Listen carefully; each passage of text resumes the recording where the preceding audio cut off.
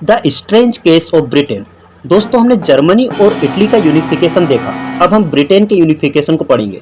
तो दोस्तों जो ब्रिटेन का यूनिफिकेशन हुआ था वह ऐसा नहीं हुआ था कि अचानक से वॉर और रिवॉल्यूशन हुए हों और यूनिफिकेशन हो गया हो, बल्कि ब्रिटेन का यूनिफिकेशन एक लॉन्ग टर्म प्रोसेस के साथ हुआ था।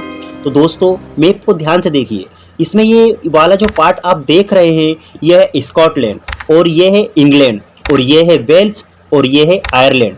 इन सभी स्टेट में अलग अलग इथनिक आइडेंटिटी वाले लोग रहते थे, जैसे कि स्कॉटलैंड में स्कॉट लोग रहते थे, इंग्लैंड में इंग्लिश लोग रहते थे, वेल्स में वेल्स लोग रहते थे और आयरलैंड में आयरिश लोग रहते थे। और जो दोस्तों वेल्स था वह 1535 से इंग्लैंड का पार्ट था। तो दोस्तों इंग्लैंड में 1688 से पहले मोनार्की शासन था और उसके पास पावर भी थी, लेकिन 1688 के बाद वहाँ मोनार्की तो होती है लेकिन पावर ब्रिटिश पार्लियामेंट के पास पहुंच जाती है। तो अब इंग्लैंड ने सोचा कि क्यों ना अपने आसपास के सारे स्टेट को कैप्चर किया जाए और अपनी टेरिटरी को एक्सपेंस किया जाए, और इंग्लैंड ऐसा ही करता है। सबसे पहले वह फोकस करता है स्कॉटलैंड के ऊपर।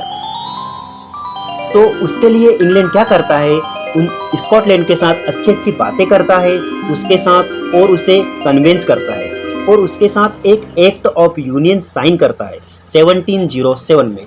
और इस एक्ट ऑफ यूनियन के साइन होते ही इंग्लैंड और स्कॉटलैंड एक हो जाते हैं और बन जाते हैं United kingdom of great Britain.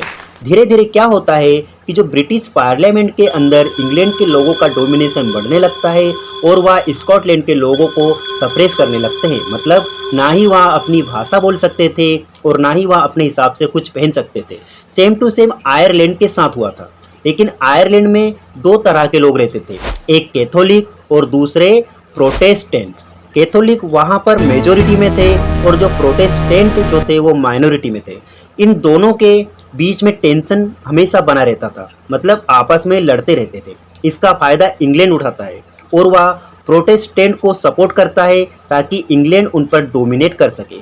अब कैथोलिक शांत थोड़ी रहेंगे, कैथोलिक ने इसका विरोध किया, लेकिन एक व्यक्ति थे जिनका नाम था वोल्फ टोन। इन्होंने 1978 में इसके अगेंस्ट रिवोल्ट किया था, पर उन्हें दबा दिया गया और 1801 में आयरलैंड को फोर्सली इंग्लैंड अपने में मिला लेता है और एक नया ब्रिटिश नेशन बनता है जिसमें ब्रिटिश फ्लैग था, नेशनल एंथम था और उसकी खुद की इंग्लिश लैंग्वेज भी थी। इन सबको वो प्रमोट करने में लग जाता है।